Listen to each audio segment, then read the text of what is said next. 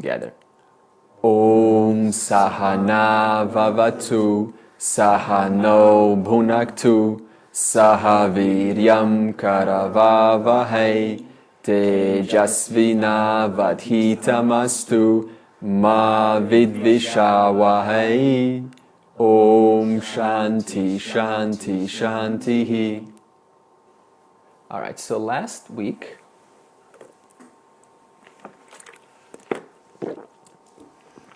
Krishna was telling Arjuna 3 reasons not to worry, 3 reasons not to grieve. Because Arjuna was, as we know, is in an existential position. He didn't know whether, or she didn't know whether to proceed, progress forward, to retract back, to stay. And to Arjuna, neither of the options seemed to be viable. None of them seemed to be something that, when done, it would produce either a win situation. And what Arjuna doesn't understand is that whichever way Arjuna proceeds, he cannot win.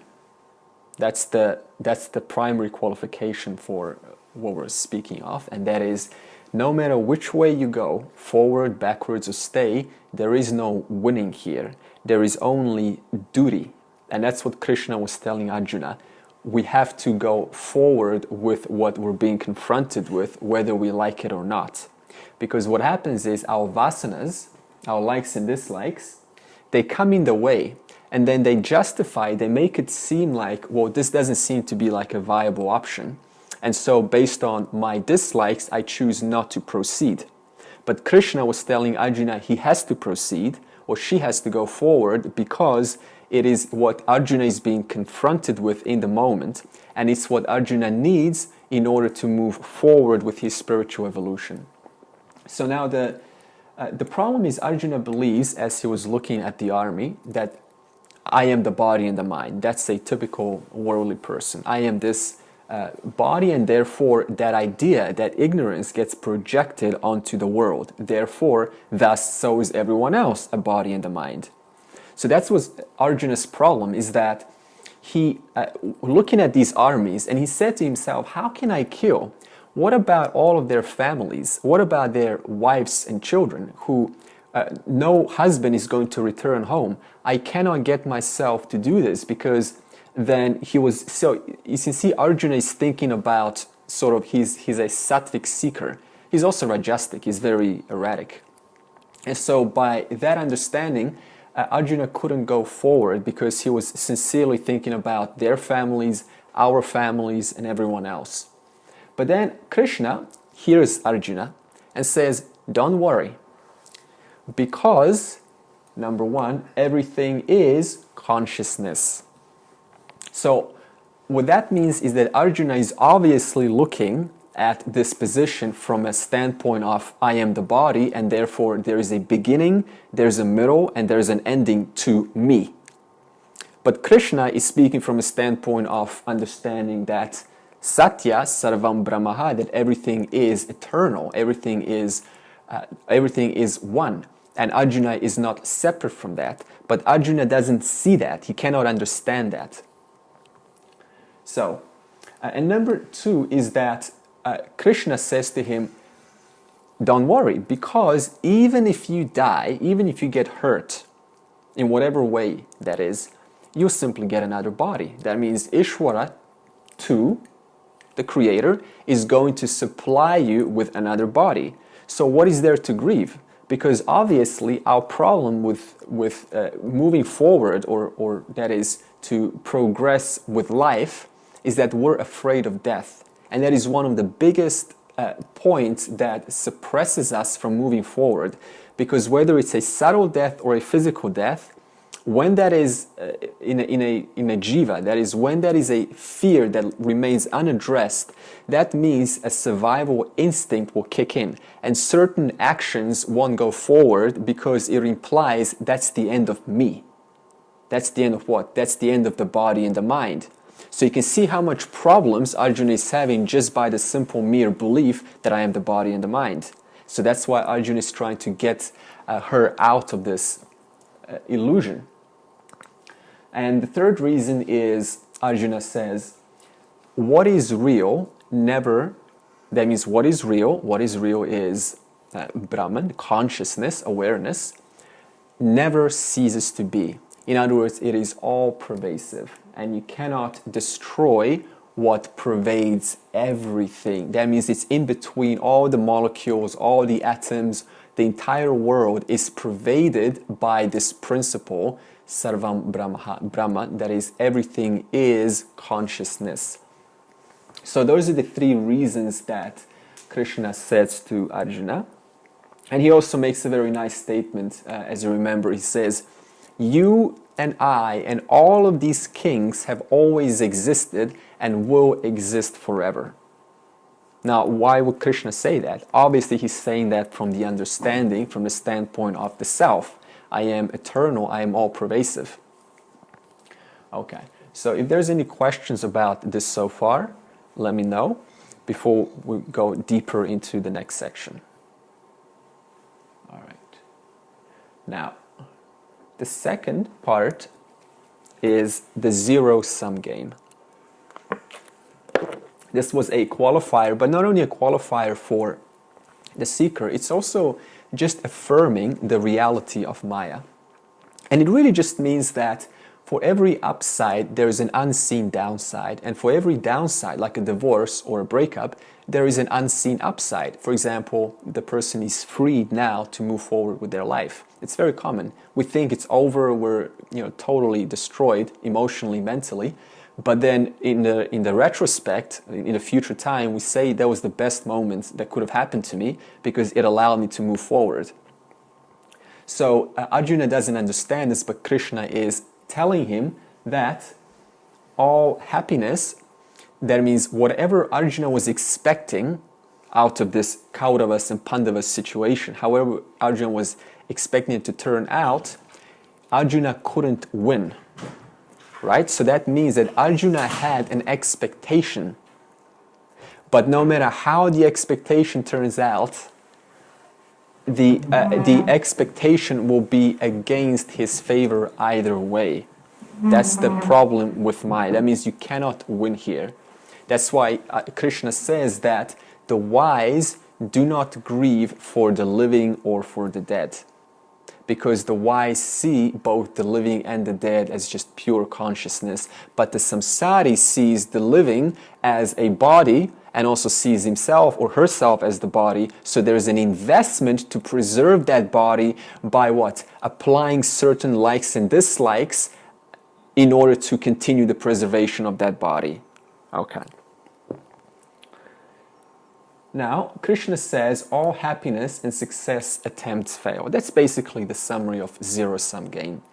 So that means that, okay, let's ask, why is all attempts to gain happiness, why did they all fail?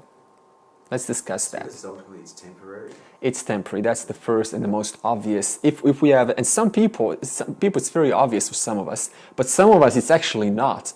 And that's called a samsari, is that they just, the typical spiritual marketplace. They do one, practice, and then they talk about it, and then they jump into another one, and they talk about if that's the next best thing, and then they jump into another one, and they just keep hopping like a frog from one little tadpole to another. So we have to understand that everything is changing, so ultimately nothing is going to remain the same. And that's the existential crisis that every human being actually suffers. We want what? Permanent satisfaction, but Maya doesn't provide that. And furthermore, the reason why happiness cannot be gained, that is lasting in this world, is because the jiva means living entity, that means consciousness is taking on a form of the gross body, the subtle body, and the causal body. That's a jiva. So when consciousness takes on this principle, the gross, the subtle, and the causal, that's called a living jiva. So the jiva does not create its world. Like, what did you actually create here? Like, what did you actually create? If you think about it, did you create, let's say, the sun? We enjoy the sun, no doubt, but did you create the sun? do you create? Did you even create? Did you even decide how the body is going to? That you're going to have 5 fingers, you're going to have a mouth to talk, ears to listen, senses, an intellect to think. Did you even like manufacture any emotion that's released from the the hippocampus, the emotion producing organ? Did you even do that? No. In other words, we're completely what? We're completely Ishvara's creation, and therefore the entire world is also Ishvara's creation, and for that reason the jiva doesn't really create anything, which means that jiva actually has no control over its creation. And this is a kick in the nuts for the ego, because the ego loves to hear that you absolutely have control, and I can just give you law of attraction, the secret, and you're just going to snatch that up like there's no tomorrow. That's why they make millions of dollars. And yet when we come to Vedanta, we hear clearly you have zero control. Now understand, from a jiva's point of view, it looks like you have free will. It looks like you're moving things and deciding and talking and sitting here, and you chose to come here. But actually, in actuality, from an Ishvara 2's point of view, you have zero control. It's just Ishvara 2 animating the entire show, and the only principle because of which this show is known for is because of what? Consciousness, yourself. Okay, so, and as you said, all is changing, it doesn't last. Now, let's go into the mechanics why happiness cannot be gained in the world. Okay, we said it cannot be, but now let's say somebody asks why, so let's investigate. When consciousness is under the spell of Maya, okay, so I'm going to pause there. What does it mean to say consciousness is under the spell of Maya? What is consciousness? Consciousness, we discussed, is you, self. And what is Maya? We'll discuss Maya in incredible detail in later sessions. For now, Maya is latent, dormant power in consciousness. That means it's a power unexpressed. So that means just like when you go to sleep, in you, the sleeper, comes a what? A power of the dream. That means what? That power of the dream was completely dormant and latent in you, and then when the circumstances were right, that is, the bed was there and you let the waker go, then what? This power contained in you appeared in the form of the dream. Similarly, this entire world creation is what? A power in consciousness. When the situation is right, then what? The whole world appears. So now, what is Maya specifically? Maya is a power. What kind of power? A power of, number one, all power and all knowledge. All power means the power to create. And all knowledge means all knowledge about everything. For example, how do you have a knowledge about a tree? Who creates that? Where is that tree knowledge coming from? Who says that the tree is going to look like a tree, it's going to have roots, it's going to grow when the rain falls, and it's going to spread branches and then have certain leaves and grow in a certain shape, so tall? Who decides how tall the grass is going to grow? Who decides, who sets up the seasons? Who sets up the exact gravity in order to keep us what? Not too floaty, not too grounded to the earth. Who sets up the exact amount of distance between the sun and the earth in order for the earth to harbor the exact conditions for life? Who sets all that up? All knowledge. So yes, the Christians got it right. It is an intelligent design, basically. So that means that Maya is two powers dormant, latent in consciousness. All power, that is power to create. Just like the dreamer is contained the power to create the dream, and all knowledge. Just like in the dreamer, or out of the dreamer, the one sleeping in bed, comes the dream. Now, what is the dream made of? The dream is made of what? Knowledge That's how you see the content of the dream. The dream has certain texture, quality, animation. There's characters in the dream. It surely looks like what? An intelligent design, an intelligent creation. And so what? Now you say, so what if there's all knowledge? Who actually creates and moves this knowledge? Because you can have an idea, right? But what happens if you gotta what? You gotta take that idea and create something out of that idea. So that means that's all power. It takes all knowledge and transforms it into a tangible, visible world of the five senses. Okay? So now let's get back the thread all the way back to the statement: when consciousness is under the spell of Maya, it does what? In your personal experience, in everyone's personal experience, it creates a sense of incompletion. That is, I am not whole and complete. I am inadequate, I am small, and I am just a nobody. Or I play my little part here, but that's all I am. The masters are over there. They're these great masters, but I'm not one of those. I am just a small person. That is a typical samsari knowledge or belief. So, there's a little picture here, incompletion, 2 + 2, and then we don't know the answer. And then when we don't know the answer, we feel like what? We feel agitated. I want to know the answer, right? So we then go seeking. Why? Because inherently, Brahman is what? Whole and complete. That's why every action that a jiva does is what?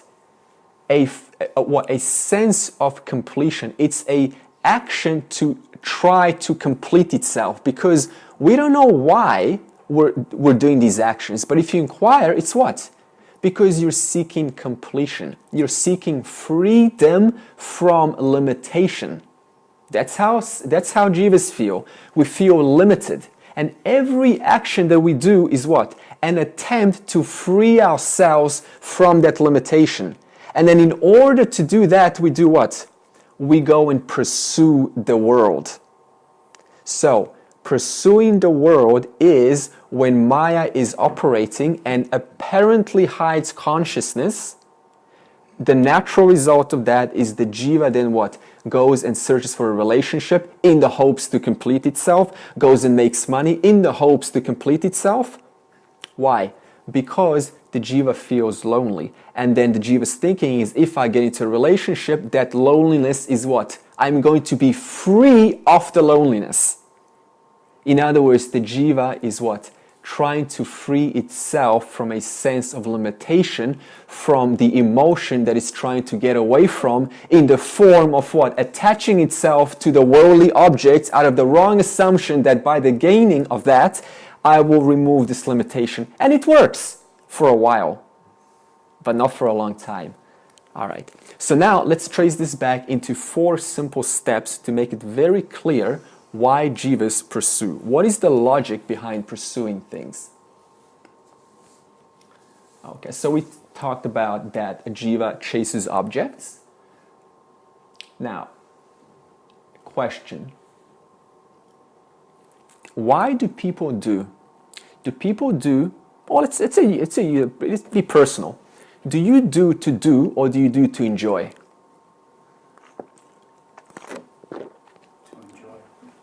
Would you to enjoy? Even if you say I'm not enjoying, I'm just serving the world. It's not about me. Well, why are you serving the world? Why are you helping? You're helping because it pleases you to help to help the world. Or why are you giving? Why are you being of service? Because it pleases me to be of service. In other words, we cannot get away from the simple observation that every action is what? To enjoy ourselves as a result of doing that action. That is what drives and motivates every single jiva in the world. Who do you find doing for the sake of doing? No way. It's either to enjoy instantaneously or at some future point. That's the only 2 options.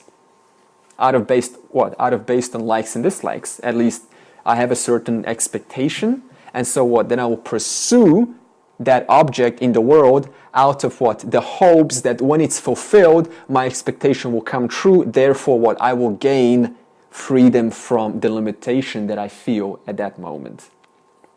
Okay, so in other words, we do, summary, we do to enjoy. So now here's the next question. What do you do when a mosquito bites you? We scratch. Okay. So that means what? Why do we scratch? Obviously, there's something on me. We'll stay at the point of view of the body. There's something on me. That means what? A certain desire, a certain something that I know doesn't belong to me is on me. So what? Out of the hopes to get rid of that, I what? I agitate the desire. In other words, there is something on me, and that something is causing me to what? Pursue that in the hopes to what? Remove that. In other words, I scratch in order to get rid of the desire to scratch. I get a relationship to be free of the desire for love. I go and make money to be free of the desire to be free of insecurity. I go and get on a health program to be free of the sense of smallness in the world. That means there's actually a nice phrase in, I think it's in Irish, they say there's sadness on me.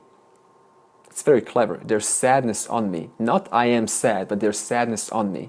So just like there's a mosquito bite on me, there's a desire on me, what do?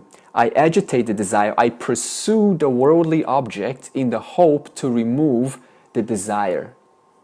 So it's pretty funny. That means what? People copulate just to get rid of the desire to copulate. Basically, that's what it's like. That's a man and a woman. They're having a very nice time, and then they what? They're feeling they're feeling itchy. There's an itch on them. So what? They have to scratch their desire, in order to get rid of their desire to scratch their desire. What's the only other reason? In other words, we jivas inherently, we don't know why, identify with what? Freedom. And every action that we do is what? Just an attempt to free ourselves from what we inherently know doesn't belong to us. What doesn't belong to us is the desire for this, desire for that, desire for that, desire for everything. We want to get rid of that. And the only way we try to get rid of that is what? By pursuing that. Which is kind of a paradox, isn't it? But it doesn't work. Because how long, when you stop scratching, when you stop scratching the mosquito bite, does it itch for a couple of seconds? No, right? There's a little bit of a temporary relief. So when you stop scratching, then there's what? A relief. But it doesn't last, does it? There's a what? A couple of seconds you want to scratch it again. So this is what's called samsara, which is why we put a wheel here that is constantly spinning the wheel in a little rat race, thinking I'm doing something, but I'm actually doing nothing. So that's why we're analyzing this process to help us become aware what causes us to go and chase. So now let's break this down into 4 steps. First of all, an object is gained, whether it's a relationship, a house, money. Usually that's all our conversations are about, if you think about it. You go to a social meeting, a wedding, or a divorce, or a funeral. It's all about what? Relationships with other people. It's all about my life situation. It's all about who I'm with, who I'm no longer with, what somebody else said. It's just so predictable, isn't it? So, the object is gained. Whatever it is. In this case, we'll take a relationship. It's a very common one. Then what happens once the object is successfully gained? Then we start to enjoy ourselves. Right? There's an enjoyment. Why? Because now I have temporarily removed I've temporarily removed the agitation for that object. In other words, the mind or the subtle body, the mind, intellect, and the ego is no longer agitated by the desire to pursue. And then what happens is the self, the bliss, Satchit Ananda, the bliss is revealed, which was always there all along. Meaning what? The only principle that is preventing that ananda from being known as self is what? Just a bunch of desires. Which is what? A desire is a fear. A desire is a positive fear. A fear is a negative desire. In other words, I want a relationship because I don't want to be lonely. I fear poverty because I want money. In other words, fear and desire, they're like twins. They're never separate. Wherever there's a fear, there's a desire right behind it. And mostly it remains unaddressed or unacknowledged. But why would I desire unless what? I fear of not getting what I believe that I need to feel complete. So that's another cautionary sign of desire. That means whenever we desire, we are simultaneously fearing without knowing it. And that is what? Rajas is the passion, that is the energy of movement, and then tamas is the veiling power. Or you could say Rajas is the projecting power. That happens all the time in relationships. We just project onto the partner, we project onto the world, we project onto our colleagues. All of our stuff gets projected. That's Rajas. Or you also know those very dull people, you try to speak to them and they're just like, huh? I don't know, man. I guess so, yeah, whatever. In other words, there's nothing much to add to the conversation. They're just sort of dull. That's tamas, when the person is covered with tamas. Okay, so these rajas and tamas are present, but they suspended temporarily when the object of desire is gained. And therefore then the pure sattvic, subtle body gets revealed, upon which the eternal awareness you was always shining on, and then you get to experience yourself in the form of joy. So do you see the mechanics so far? Okay. Does this relate to the laughing Buddha that you showed? Full, one who feels full and there's no more to take. The self is revealed. That's right. All the time. That's right. So in other words, so you don't seek for happiness again. That's right. We have revealed the. So yes, you can be fully self-realized, but you can still one can still not just be joyful because they still have rajas and tamas. So in other words, the sadhana is required to purify the rajas and tamas so that the full joy of self can be known. This is actually called stage 7. We're going to get into there's 7 stages of enlightenment from the Panchadasi text by Swami Vidyaranya. And so in your case, the laughing Buddha is a symbol of there's no worries. There's nothing to worry about. That's a samsari thought. I'm always worried about one thing or another. I'm worried about relationships, money, about tomorrow, how it's going to work out. I'm worried about my parents. I'm worried about how to live the next day, survive. But moksha means I'm not worried about anything because Ishvara is always providing. And Ishvara always was providing in the first place. And that's what the laughing Buddha knows directly. It's not an intellectual thought apart from the Buddha. It is the actuality, the embodiment of that knowledge. Because remember, Sarvam Brahma, that means there is nothing is two here. There is only me. There is only consciousness. So then how can I worry about if there's just me? If you are not separate from me, if the cockroach is not, so what am I worrying about trying to make the world work if first of all, the jiva doesn't have any control over it, and second of all, it's all operated by Ishvara. All right. So then step 3 is when there is enjoyment of the object, the natural assumption is thus the joy of the self, the joy comes from what? The object. And that's where what happens is the process of attachment or dependence develops. That's why whenever we experience something pleasant amidst or in the proximity of another, we mistakenly assume that the joy we get comes from them. So then we get attached, or we get attached to the business. We think that the money is giving me the self-confidence, or we think that our children are giving me the joy worth living, or we think that the environment is, nice house and just a nice environment is giving me the joy. In other words, what?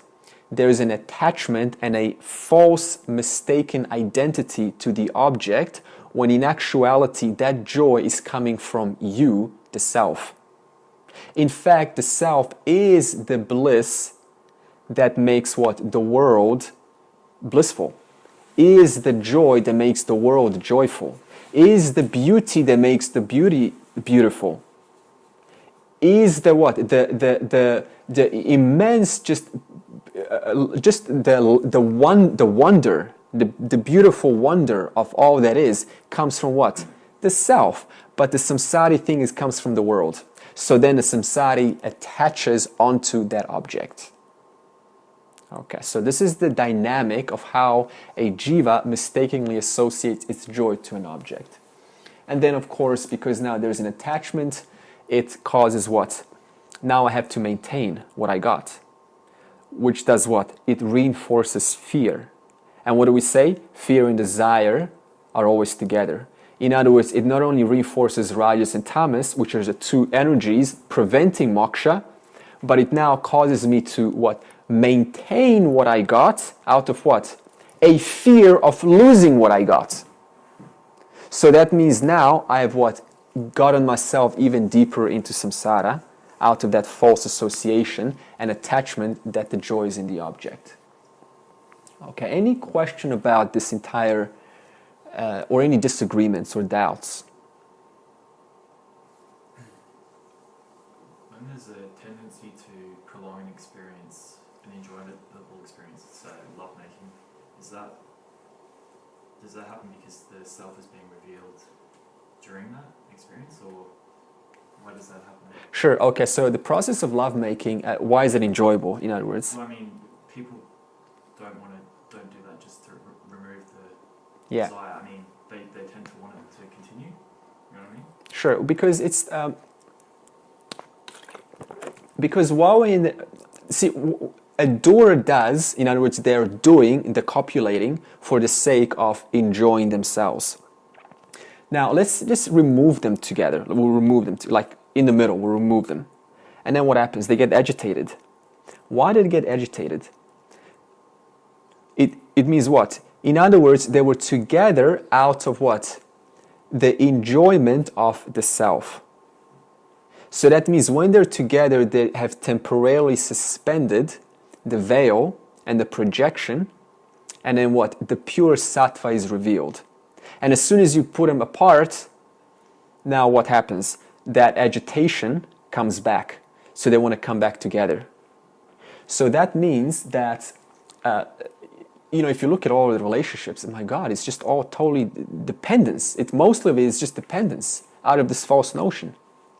But that means, as you said, the laughing Buddha's case, that rajas and tamas has been through sadhana, through practice, worked on sufficiently that there's just what remains is a pure sattvic reflecting mirror.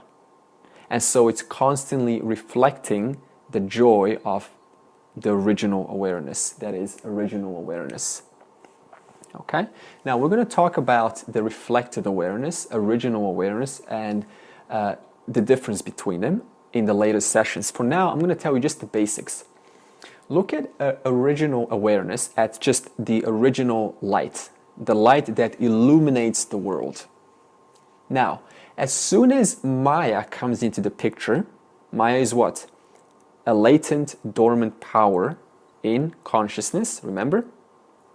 As soon as Maya uses these two powers called all power and all knowledge and goes into manifest, that's called Ishvara. Okay? So now we know the difference between Maya and Ishvara. Maya is dormant, and when that dormant power manifests, that's called Ishvara. Now never mind about Ishvara 1 and 2. It's just called Ishvara. That's the original teaching. If you want to call it Ishvara 2 for the sake of clarity, you can say Ishvara 2. Okay? So, All right. So, let's go on to further investigation why the joy is not in the object. All objects are value neutral. That means for one person, a particular food is valuable, but for another person, that same food is repulsive. For one person, a particular body shape is attractive, but for another person, that same body shape is not so attractive. For one person, a particular piece of knowledge is attractive, let's say the area of geography, but for another person, it's just there's no interest. They're interested in art, they're interested in mathematics, they're interested in science. So that means if the joy was in the object, then everyone would find the joy in that same object. But that's not true, is it? Only you find joy in that object. Why? Through our likes and dislikes, our vasanas. That means the joy cannot be in the object. Our vasanas, our raga, dvesha, our attractions, repulsions, project value onto the object, and then we call that is worth pursuing or that is not worth pursuing. You see? So that means all desire for objects is just a projection of one's likes and dislikes. All right. So now, what is the solution? Before we move on to the scripture. The solution is to shift our thoughts from the body-mind, that is, I am the small body-mind intellect, I am my karma, I am my vasanas, my likes and dislikes,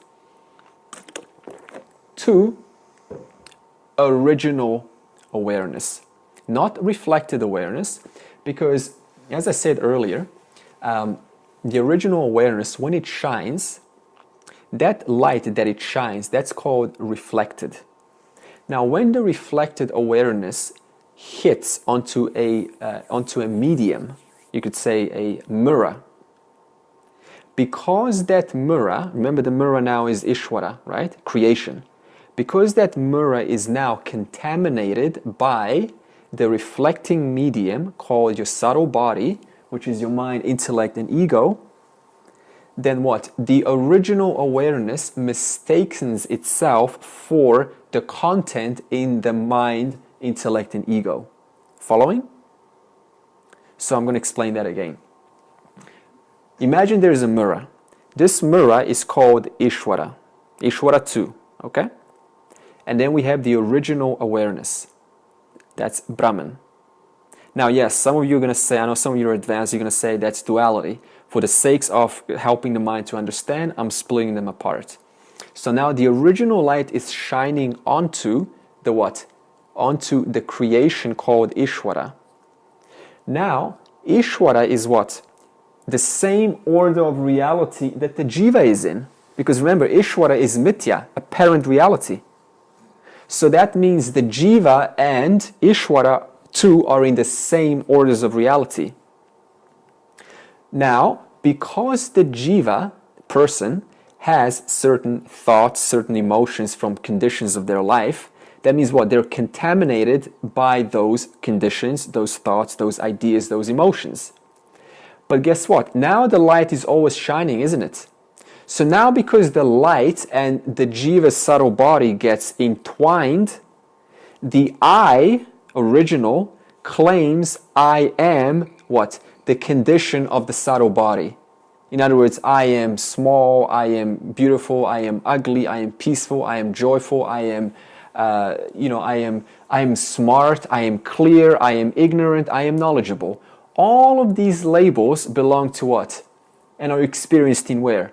The subtle body. In other words, what's contained in the subtle body has nothing to do with the original light. But because the original light is shining onto the subtle body, they get entwined, sarvam brahmaha, everything is one, and because what? consciousness pervades everything, including your thoughts and your intellect and your mind. Therefore, the natural assumption is, I am this, whatever thought is appearing. I am this, whatever emotion is appearing. I am this body. So that's how that confusion gets mixed. Okay? We're going to talk very detailed about this further, for future sessions. If you haven't got it, that's okay, but we're introducing it slowly. So, the solution is to shift our thoughts from this subtle body, from this jiva, which is the gross body, the subtle body, and the causal body, or the 5 sheets. We're going to talk about 5 sheets sooner or later, to original awareness. Not reflected. Why? Why not reflected? The reflected is what? See reflected awareness? Reflected awareness is the I am. Nisargadatta Maharaj calls us the I am sense. Why can you not shift your identity to the I am? Because, what do we say? Ishvara and Jiva are in the same orders of reality. That means wherever there's a reflection, that's exactly where there's what? A subtle body. Because remember, all of your experiences are what? In your mind and your intellect. Which is what? The realm of mithya. So therefore, I cannot put my attention on the I am. I need to what? Go even beyond that and understand myself as the original light which illuminates the I am sense. Okay? Alright, so, and shift your thoughts according to isness, because isness is just what is versus what I would like it to be according to my likes and dislikes. That's what we do. That's what rajas, that's what projecting power does. I see a person and maybe they have a certain skin color, and my dislikes from my past says if they're, whatever, yellow, black, blue, purple, then I do not like them. So then I project my dislike onto them. It's just so predictable. In other words, these likes and dislikes are the cause of jiva's sufferings, because it causes the jiva to be out of alignment with isness of reality. All right. And another very interesting point to note is that even I too means Ishvara too, in other words, Ishvara too, the creator. Even Ishvara too doesn't care about what you want. That's actually such great news to hear. Because why? What I want, as we said, is based on my likes and dislikes. In other words, only I care what I want. Only I care what I don't want. You don't even care. Let alone the great total whose job is what? To take care of the total. That's what Ishvara 2 is. It takes care of everything and everyone equally. No one is more special than someone else. In fact, my teacher James very beautifully puts it. He was once in Tirumavalai in India, and he was busy teaching the course, Vedanta. And a mosquito came and bit him and gave him malaria. And when malaria hits, you gotta take about 30 days to cure those buggers, because the way they hide during daylight, they only come out when there's night. So that means what? Ishvara takes care of the mosquito no more than someone who is fully realized. Nobody gets exclusivity here in this world. And yet the jiva's ego thinks, no, I am special, I deserve privileges. Zero. You are no more special than a mosquito. Tell this to a samsari, right? They're going to just blow off. But that's what we're here to tell you. That means that even if I want moksha, Ishvara doesn't care. You know why? Ishvara 2. Because Ishvara 2 doesn't see you as unenlightened. Only you see yourself as unenlightened. Ignorance belongs to the jiva, not to the total. If I don't know, that is what? Relative to me, the jiva. Ishvara 2 or Ishvara 1 has nothing to do with my knowledge or my ignorance. That means what? The only thing that we can do is create certain situations which force Ishvara 2 to facilitate those actions. That's what Ishvara 2 is. It's a facilitator of Ishvara, of Jiva's actions. In other words, if I study the scriptures and I get invested into this work, then what? I'm creating situations, karmas, actions, which then Ishvara is obligated to fulfill.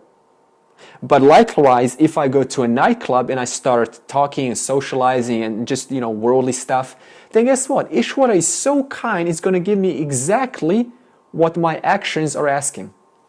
That means grace is earned. Moksha doesn't come by accident. It is earned through what? Your efforts. Now, simultaneously, yes, it's also grace, but simultaneously, you also have what? Through your actions, full, quote, control to ask Ishvara by your actions to what? To facilitate the results of your actions. You understand? So that's why we say, yes, you can come to class and you can study Vedanta all you want, but ultimately, what?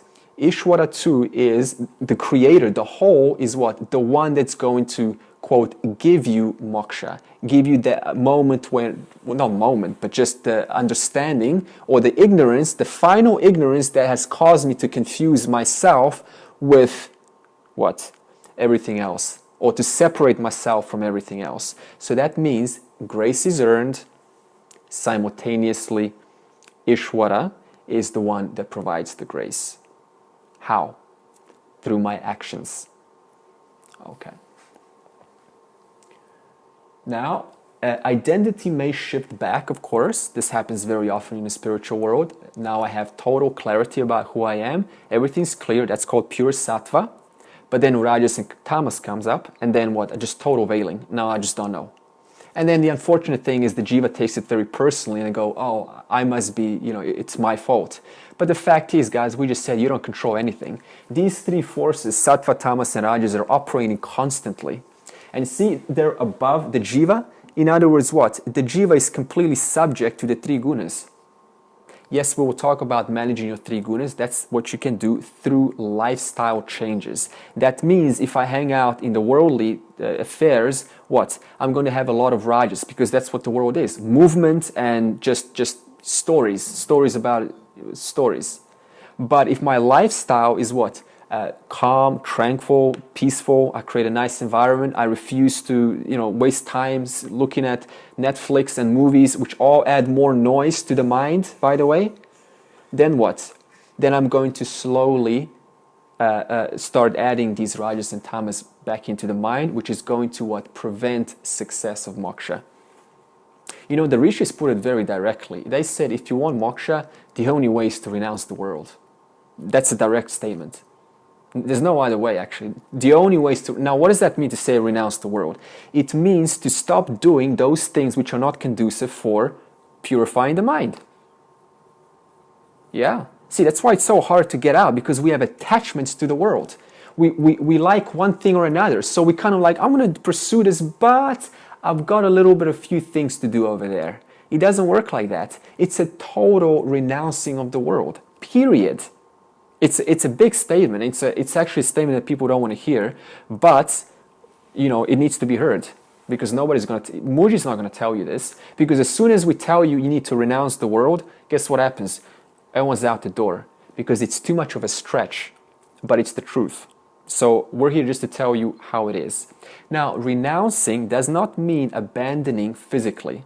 Renouncing means what? I am still amidst of my family, of my environment, but the attention is what? Diverted inwards to what? Contemplate and inquire. That means you can still work, you can still do whatever you do, but remember, ultimately, this is your life and this is your journey, and the highest purpose for this journey is what? To realize your nature. That means, why would I spend even 1 minute with some conversation about gossip, Brad Pitt and Angelina and all these movies? Why would I do that? How is that benefiting? It's just more garbage. So that means put your attention on yourself, and that may cause this back and forth. Okay, it's very common. So if it happens, you know who you are, you're totally clear, you're happy, you're joyful, and then the next day all of that is gone. That's completely normal. Just persist. That's all we can say. And we're going to give you Karma Yoga, which is how to live on earth in order to purify the mind, to reduce your tamas, to reduce your rajas, and cultivate a pure, sattvic, clear mind conducive for the understanding of self-knowledge. Okay. All right, so... and so that's what this really is. That is removing the belief of duality, that I am small, that I am separate. That's what it comes down to. It's just a belief, duality, that you're separate from someone else, that you're separate from an animal or a plant or a tree or the sun or Ishvara. That's just a belief. So our job is just to remove that belief by drilling down and removing these false notions that we have picked up from the world. Very interesting point. If anyone's got kids here, or if you will get kids, now watch what happens with kids. So a kid is born, and then the kid says what? Hey mommy, I'm thirsty. Hey daddy, I'm in pain. If all the mommy and the daddy does is says, no my dear, you're not in pain, your body's in pain. You're not in pain, you're not thirsty, your body is thirsty. That's all a child needs to hear to what? Discriminate between the self and the not self. Atma, anatma. But parents don't do that. Why? Because they don't know. One little statement is all it takes to train the child into this, causing them to become aware that the I is what? Different or separate from the experience appearing in the I. That takes what? 5 seconds. And if we did that, the entire generation would probably be transformed. So so you can see how ignorance is operating everywhere. But parents don't do that. So they just reinforce, no, you're in pain, let me give you, a cure. In other words, now I am healthy, now I was sick. In other words, all of these experiences get linked to the I. So you can see what we're doing. We're separating the I from the experience appearing in the I. So that's what moksha is. The identity from the experience, the jiva, to the original awareness, to the original consciousness. All right. So that sums up the revision. Now let's proceed onto the scripture.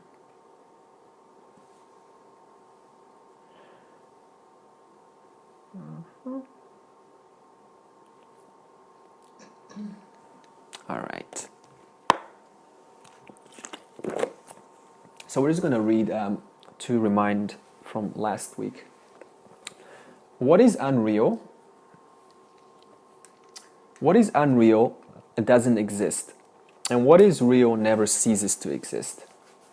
The essence of both is known by the wise. No one can destroy that which pervades everything. The bodies that appear in the self, which is not subject to objectification, in other words, you cannot objectify yourself or consciousness, begin and end anyway. Death is certain for that which is born, and birth is inevitable for that which is dead. Just as a person throws away old clothes and puts on new ones, the self, dwelling within the body, discards old bodies and enters new ones. Okay. All beings are unmanifest before birth, manifest while living, and return to an unmanifest condition after death, only to become manifest again, depending on whether one's self-realized or not. Okay, so if one hasn't realized their nature as the Brahman, then Ishvara will be obligated to provide another body, because why? The person that died believed that they're the body and the mind. So Ishvara is obligated to provide another body and the mind to continue the thread of that thought. That's how it works. It's very simple.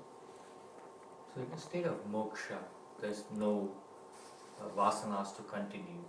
Vasanas, yeah, sure, good question. Good. Vasanas will continue. It doesn't matter if somebody who gains self-knowledge permanent self-knowledge, it doesn't matter if they still have vasanas, because now there's a knowledge that those vasanas don't belong to me. They belong to the mind and the intellect, which is not even mine. It's mithya. So that means there's a typical, a very common conversation that happens in the world is that you have to clear all your, like Patanjali Yoga Sutras, right? You know, they have clear all your chittas, they clear all your mind stuff. It doesn't matter because the mind stuff is not real in the first place. It belongs to mithya. So that means that you don't have to clear all your vasanas, right? One who performs sadhana and keeps in the state to purify the mind. To purify the mind. That's right, because it's very hard. What's that state? Is that being? Is that going to manifest again or not? Is that automatic? Yeah, I'm asking you, somebody who has gone through and realized the sense that self is sure, all, okay, sure. I'm the laughing Buddha. Sure, you will. I manifest. I'm going to die anyway. To perish from a body point of view. Right? Yeah. So what happens to that? Does the journey continue? The journey continues. Well, when we get to stage 7, there's another level past moksha, and it's called total fulfillment. Okay, so that means it's called nididhyasanam. That means the final stage, even past moksha, is to work on oneself to be a fully mature human being. And that never ends, because to say ending contradicts reality, implies there's no ending to any of this.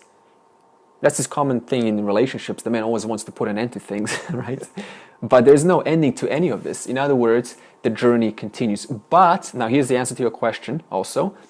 It's no longer a doer enjoyer who's doing it. So the laughing Buddha is what? It's no longer a person there, a doer enjoyer who is what? Now working on itself. It's now Ishvara to operating on the individual. Okay, so that's the difference. Before, in the stage of ignorance, I, in the stage of ignorance, did for my sake. I did or I do for my happiness. When the doer enjoyer leaves, the inquirer falls away, then the journey still continues, but it's no longer I, that means the jiva, who is doing it. It's Ishvara operating, and I'm not trying to do things. It's being done for you. That's why there's a common phrase that says there's nothing to do, there's nowhere to go, there's no one to meet. Now you can only say that from a standpoint of knowing, of understanding that I am the self. But from a jiva's point of view, it sounds like, oh, you know, that sounds like a good deal. I want to attain that status. But it's not a status. It's a natural conclusion of the realized one, where they're just what? You're completely letting go of what? Any effort, because there's no person who needs to take ownership of the doing or enjoying. Okay? Don't worry, we're going to get deeply into the doer enjoyer, because the doer enjoyer is the final stage of the inquirer falling away. In other words, the inquirer asking the question, contemplating the nididhyasanam, also has to fall away. Okay? It's going to become very clear as we go into the preceding sessions. Okay. Now, session 2. The self was never born, nor does it die. It is unlike objects, which having been cease to exist at some time. It is eternal and ever new. It is unaffected when the body dies. If you know the self as timeless and not subject to decay, how can you think you can kill or be killed? Says Krishna to Arjuna. Okay? Any questions about that? The self was never, in other words, consciousness is never born, nor does it die. That's what it means when yes, you know, I was never born. Ramana Maharshi, you know, I think on his call it a tomb, whatever it is, they said never born, was never born. I think it was, Samadhi. Yeah, never born. So that's what it means. It is unlike objects, which means objects come and go. An object shows up, a person shows up, an experience shows up, an emotion shows up, and then it lasts for a while and then it just dissipates. Into whom? Into me. You have a thought. Out of where does a thought come from? Does it come from, does someone like, throw a thought to you, like, here you go? Where does the thought come from? From you, out of you.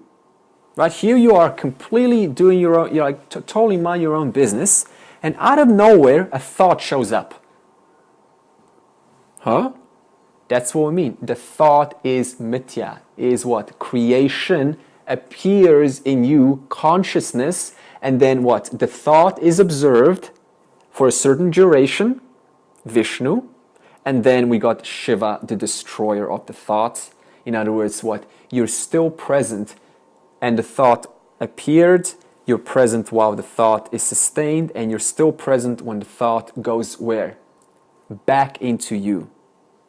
Right? The thought doesn't go elsewhere, it goes back into you. Brahma, Vishnu, Shiva. Creator, sustainer, destroyer. In other words, what? Everything comes out of consciousness and everything goes back into consciousness. Just like we're going to use a spider, this is a new teaching, a spider web analogy. And I'm going to show you this quickly using pictures. All right, where is it? 40. All right. So, the spider and the web analogy is going to help us to understand what is the difference between Ishvara 1 and Ishvara 2. Imagine the spider is consciousness. Okay? Why is the spider consciousness? Because out of the spider comes what? The web. And what is the web? Creation. Now, before the web comes out of the spider, that's called Maya. In other words, it's a potential power in the spider to what? To create the web. That's called Maya. And then when that power, which is what? All power and all knowledge, is expressed, then we have what? Ishvara 2. We have creation. That's called the web.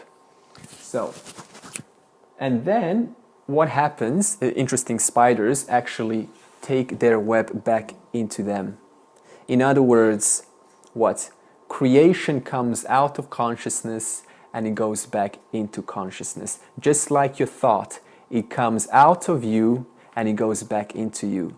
Microcosm, macrocosm are identical because there is only one here. It's a non-dual reality. That means what happens on a microcosmic scale happens exactly on the macrocosmic scale. Just like when the waker goes to sleep, what happens to all of your thoughts, all of your personality? What happens to that? It goes back into you. And then what happens after deep sleep? It comes back out of you. Same thing, what we call the night of Brahman. That is, creation comes out of consciousness for however many trillion years, and then it goes back into consciousness. That means the entire world is just what? In a constant cycle of appearance, disappearance, appearance, disappearance. And who and what is that factor that knows about the manifest and the unmanifest? Consciousness.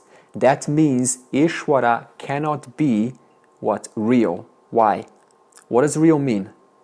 Changing. Because what? Ishvara appears and disappears. Ishvara 2. Either now you see it, now you don't. So that's what we mean by what? Changing and non-changing. But the principle from which Ishvara comes out of is what? The spider consciousness. Okay, are we clear on that? All right.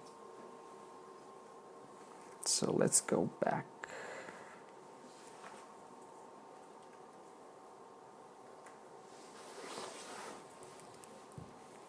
It is eternal and ever new. It is unaffected when the body dies.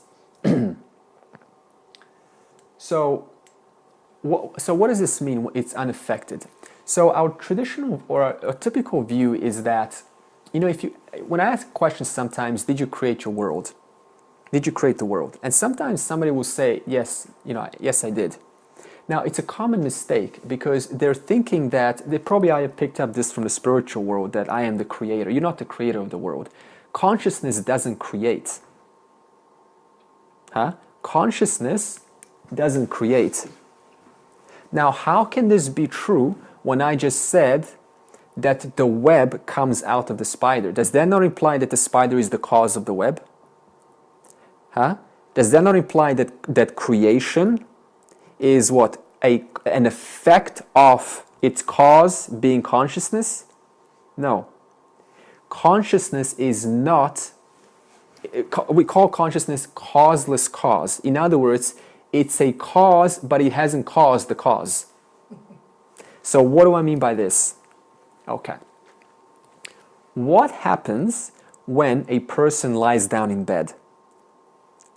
Does that person cause their dream? Do they go, I'm going to dream in 5, 4, 3, 2, 1, and poof, the dream starts?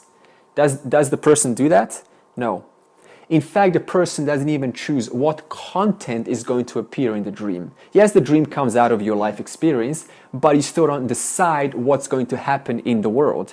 You don't decide how long the dream is going to last, how long the creation is going to last. Consciousness doesn't decide what characters are going to play, how the storyline is going to play out.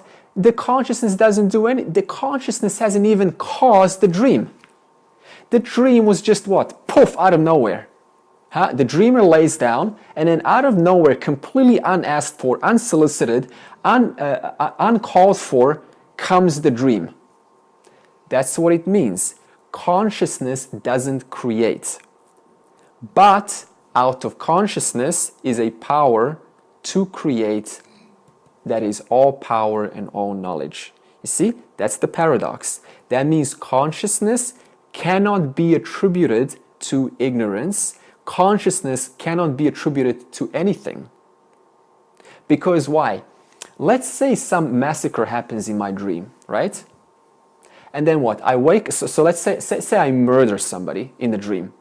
And then I wake up out of that dream, and then I go to the police station and I say, look, I'd like to confess a murder. I murdered somebody.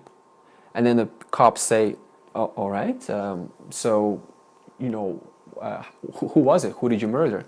I murdered my friends. All right, and where did this happen? In my dream. And then the cop says, well, I'm sorry, but that happened in your dream. We cannot arrest you, because you didn't do it. Your dream character did it. Yeah, but I was there, sir. I witnessed the death. I killed it. Sir, we understand that, but we cannot arrest you because only if you kill in this dream can we arrest you. So now the question is, which dream is real? Because you were there in that dream, you certainly killed somebody, and when you're in this dream, suddenly all the things that happen in that dream don't apply. But in that dream, everything applied, as if that's the only reality that is. So which reality is true? Is it this one or is it the dream? But what remains? I. That's how you're able to report the dream. Because consciousness, what? Never got touched by the content of the dream. Consciousness is totally innocent. That should be a relief. That means you're not responsible for what happens in life. That's got nothing to do with you. Do you get to choose what happens in your dream? No. You just wake up and you say, oh my God, I had the worst dream. Oh, I had the best dream. But you didn't create or choose or decide what that dream is going to be like or how it's going to play out or how it's going to end. You just witnessed the dream being played out. You see? So that means when you can see how the understanding causes us to kind of just to relax. You actually have zero control over what happens. It's totally impersonal here. It's an impersonal creation. Okay. So, if you know the self as timeless and not subject to decay, how can you think you can kill or be killed? Weapons cannot kill it. Fire cannot burn it. Water can't wet it. And the wind is unable to dry it. It is changeless and all-pervading. It is changeless and all-pervading. In other words, sarvagatam and nityam. We heard that last week. All pervasive and eternal. The eyes cannot see it, and it is not an object of thought. Knowing this, you should not grieve for these people, Arjuna. Some see the self as a wonder. Others speak of it as a wonder. Even after hearing about the self, most don't understand it. Why? Why, even after hearing all of this knowledge, why do most still get confused? What do we talk about? The two means of knowledge. Perception and inference. That's the only two means of knowledge that a jiva has. All scientists depend on inference, actually. They see something and they infer, well, according to the effects, there must be a cause. According to the smoke, there must be a fire. According to the certain X-rays, to a certain ultraviolet, there must be what? A certain frequency of light different from the one that we're used to. That's how inference works. But inference and perception means direct perception. You see the picture, that's direct perception. Do not work to know Brahman. Because Brahman is what? More subtle than everything else. It's the subtlest of the subtlest. And what is the subtlest of the subtlest? Nothing below it can know it. Only it can know everything else. That's why we need the Upanishads. And that's why this cannot be figured out on our own. We need what? This wisdom provided by the rishis and orally passed down through the Upanishads. All right.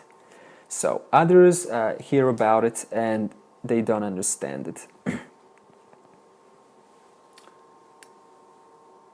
In other words, they have different thoughts. That's basically what it's saying. That means they hear about the self and then they have different thoughts about the self. But here we're saying, but what we think about the self has nothing to do with the truth. Because all thinking is what? It's just what? It's just more intellect, more mind. It's just more ideas based on the likes and dislikes of the jiva and based on their limited capacity of understanding. In other words, your thoughts about the self has nothing to do about anything. What you think is the truth. All right, there is only one truth, you self-existence. In other words, Brahman. What you think is all part of Maya, endless change. So believing what you think, feel, that it's actually true is a big mistake. Always use it to re-identify with the self-awareness. So what this is saying is, whenever we think or whenever we feel something, like I feel like I should or I feel like I shouldn't, guess where that's coming from? The causal body. It's causing you to feel based on the conditions of the stimulus response. In other words, if I see a certain person, you've heard this before, right? You see a certain person and you go, I feel kind of off about that. I don't feel good about them. That has nothing to do with the person. That's just got to do with the person, because somebody else can come along and I can have the best time ever with them. In other words, the person or the world is totally innocent. It's the person's, the jiva's vasanas, which then wallpaper their likes and dislikes and slap it onto the objects that they're perceiving. So this knowledge, this projection and this inference does not apply for the self. That's what it's saying. All right. Finally, from a standpoint of your duty, so this is Krishna speaking to Arjuna now. Finally, from a standpoint of your duty, you should be grateful for the great opportunity this war presents. We'll investigate why. There is nothing more auspicious for a warrior than an unsolicited righteous war. Okay, guys, now we're not speaking about an actual gory war, because the Bhagavad Gita is a metaphor for the battle between the spirit and the matter. Am I the spirit or am I the matter? Am I this physical body or am I something that's beyond the physical body? That's what the Bhagavad Gita is addressing. It's not addressing an actual gory war on two sides and they're killing each other. All right. If you live, you will enjoy all the pleasures of the earth and death is an open gate to heaven. So Krishna here is giving some ego reasons to Arjuna, because Arjuna is still a samsari and is still thinking from what's in it for me? Why should I? Why should I fight? Because remember, Arjuna sat down and he doesn't want to fight. So Krishna is trying to get across to him by providing some ego reasons why to go forward. If you refuse to fight, that is to perform your duty, you will only suffer. Okay, now why would Arjuna suffer if he doesn't perform or she doesn't perform his or her duty? Because Arjuna is faced with a situation, and Arjuna is the leader of the army, and therefore if Arjuna doesn't go forward, he's actually endorsing what? Adharma, immoral values. Because Duryodhana, who has cheated, lied, and just stolen everything from the Pandavas, what? It just keeps on going. He doesn't know when to stop. That's the side of us that just greedy, the ego part. That's Duryodhana. So by Arjuna refusing to proceed forward, then Arjuna is essentially saying, I let Duryodhana destroy the society. Now how does that stand up to Sarvam Brahmaha, I am the whole? It doesn't. In other words, it's Arjuna's duty to do or to perform what he's being asked of, because Arjuna is what? Upholding Dharma. Duryodhana is adharmic, and Arjuna's job is to uphold morality and virtue in the society. And if Arjuna refuses, it's as good as saying, no thank you child, I choose not to take care of you, to your own child. It's as good as saying that. Okay. Okay, so there's a little comment. So you, Jiva, own the world something. You have an obligation to fulfill, a duty. Serve the situation that is being asked of you. That is your swadharma. We talked about swadharma, your personal responsibilities. And not what the society, parents, or spouse told you. Give life what it wants. This is all God asks of you for a successful life. So if you were to ask God, how do I live a successful life? The simple answer would be, serve me. Me means the whole. What? According to the appropriate action that is being asked of you in the moment. In Arjuna's case, he was being asked to lead the army and fight, right? So, and there's a beautiful line that says, Krishna says to Arjuna, it is better to die than, it says, it is better to die and than not perform your own dharma. That means if I am following somebody else's rules, what my parents or whoever it is tells me what to do, it's actually better to die. That's what Krishna says. Why? Because one is not living according to their dharma, to their swadharma. They are living according to somebody else's dharma. That's what they want, not what. That's what's good. That's what they think is good for you. That's not good for you. That's what they think is good for you. Therefore, Krishna says it is better to die than to live somebody else's dharma. Think about that. And then what's the world doing today? We're all telling each other what you should do. Here's the advice I have for you. Here's what you should do. No. That's only coming from my own vasanas, to my own expectations of what I think you should do. It's got nothing to do with what you should actually do. Only you know what you should do. So that means what? Know your swadharma and follow your swadharma. That is duty that is personal to you.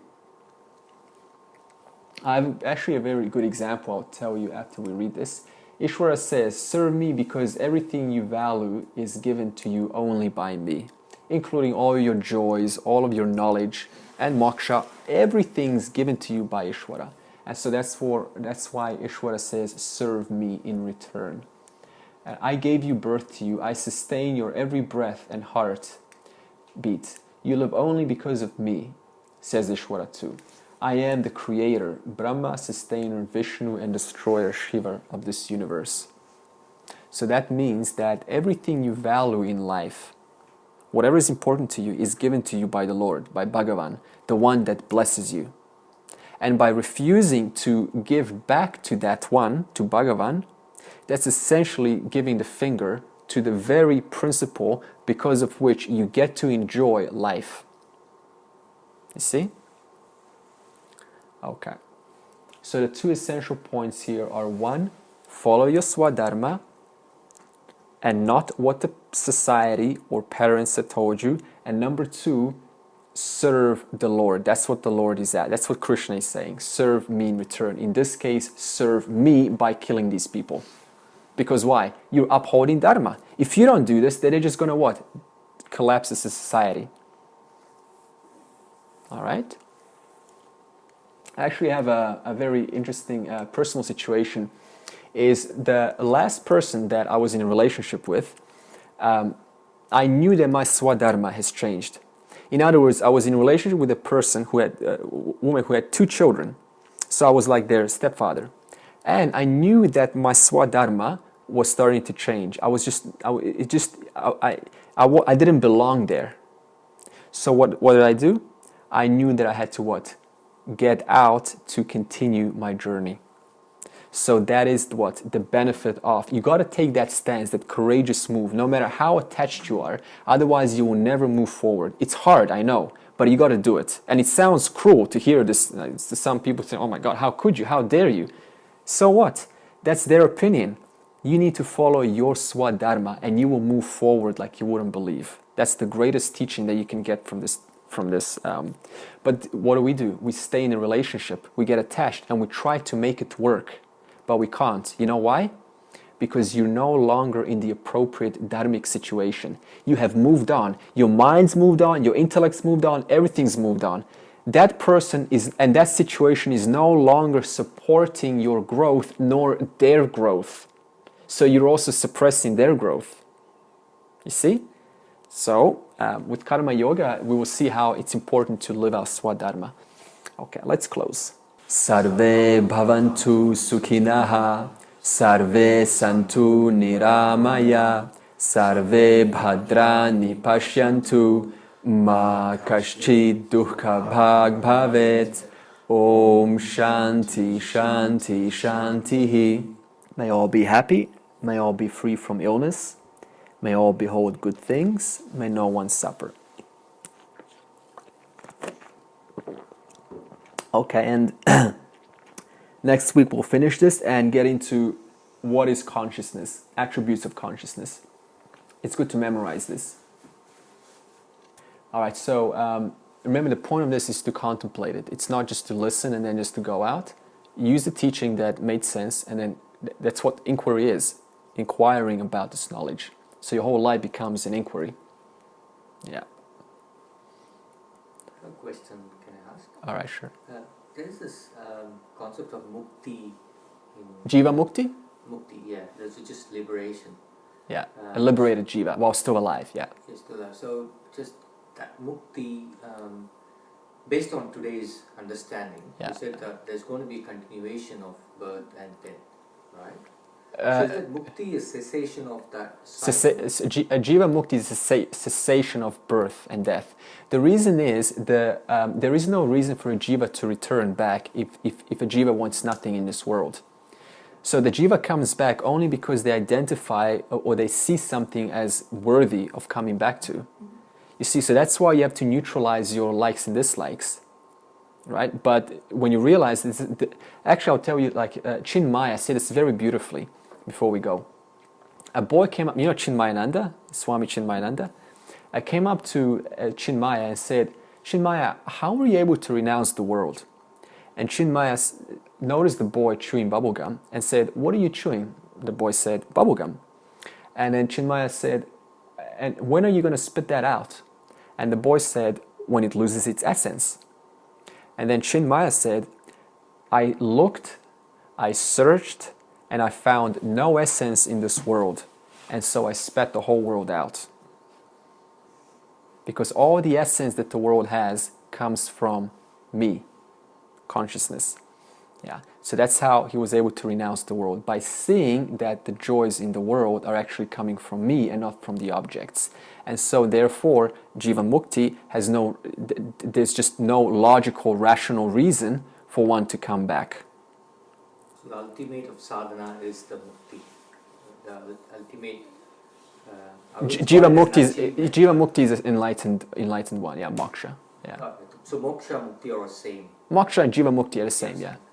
Just trying to get the terms. They're synonymous. Yeah. Moksha is defined as a Jiva Mukti. And Jiva Mukti is one moksha. Yeah. So you can see why the world becomes easier to renounce, because the more knowledge you gain, the more you realize how much Maya is tricking us, causing us to add value to the world. You always fall for it.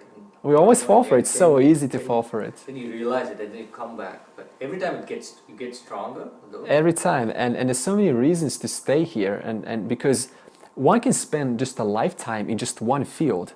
You just get into geography, you're like, oh, these plants and animals, archaeology, you can just explore that, and then spend another life exploring quantum physics, another life exploring art. So that's how Maya, we call it beautiful ignorance, because it's beautiful, but it's ignorance because it's duality. Just want to share with you the application of these classes I've made in the past few weeks.